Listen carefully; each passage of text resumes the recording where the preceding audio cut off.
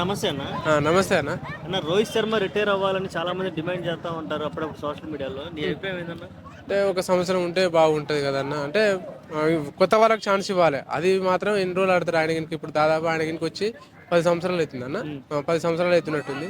ఆయన గినక పోతే వేరే కొత్త వాళ్ళకి ఛాన్స్ వస్తుంది కదన్న. అంటే మనకి కెప్టెన్ మంచి మెయిన్ ప్లేయర్, బాగా ఆడతాడు, మరి ఇంకా ఫామ్ లోనే ఉన్నాడు కదా, మరి ఎందుకు రిటైర్ అవ్వాలని? ఇప్పుడు అన్న ఇంకో వాళ్ళకి ఇంకా ఛాన్స్ ఇచ్చి చూడాలన్న. ఇప్పుడు సచిన్ టెండూల్కర్ గొప్ప బ్యాట్స్మెన్.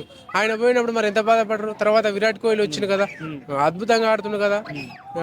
ఈయన పోతే ఇంకా ఇప్పుడు తాడి చెట్టు ఉంది అనేటోళ్ళు, తలకాయ అనేటోళ్ళు ఉంటారు. దాని చెట్టు ఉంది కాబట్టి ఇంకో కొత్త వాళ్ళకి ఛాన్స్ ఇస్తే బాగుంటది.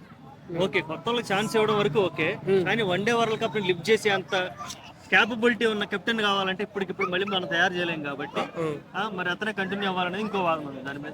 అంటే ఏదైనా కానీ ట్రైనింగ్ అవుతేనే కదా అన్న. కొత్త వాళ్ళైనా కానీ ట్రైనింగ్ అయితేనే కదా అప్పటి వరకు పుంజుకుంటుంది. ఇప్పుడు విరాట్ కోహ్లీ ఉండు, కొత్తగా వచ్చే కదా ఇంత పుంజుకొని అలా పాకిస్తాన్ మీద సుక్కలు చూసిన. పాకిస్తాన్ వాళ్ళకి అమ్మమ్మ కూడా అంటే కోహ్లీ, విరాట్ కోహ్లీ. ఇప్పుడు అంటే ఆయన గినక ఆడిండు. ఆయన గౌరవంగా నేను తప్పుకున్నట్టు పక్కా తప్పుకొని కొత్త వాళ్ళకి ఛాన్స్ ఇస్తే బాగుంటుంది. ఓకే, ఇంకా విరాట్ కోహ్లీని కూడా అట్లాగే రిటైర్ అవ్వాలంటారు. అంటే విరాట్ కోహ్లీ ఉండాలన్న. అంటే నేను ఇష్టపడతాను. ఫామ్ లో అనేది ఏమి ఉండదన్న. ఇప్పుడు బాగానే ఆడుతుండు కదా, సరే అది బ్యాటింగ్ వికెట్లు అనేది సహజం, పోతుంటాయి వస్తుంటాయి. కానీ విరాట్ కోహ్లీ ఒక అద్భుతమైన బ్యాట్స్మెన్, ఆయన ఉండాలి కదా. ఆయన చూసిన నాకు గుద్దవాళ్ళు కనిపించింది, మంచిగా అనిపించింది. ఈ విరాట్ కోహ్లీ విధ్వంసం సృష్టించిండు, పాకిస్తాన్ వాళ్ళకు ఊచకోత కోసిండు. అంతే శత్రు దేశం మీద. ఇప్పుడు శత్రువు కూడా వచ్చి కత్తి పట్టుకున్నప్పుడు మనం చేతులు పట్టుకుని అయితే కూసంగా వేసిపడి దింగుతాం కదన్న. విరాట్ కోహ్లీ గిట్ల అట్లా వేసిపడి దింగిండు.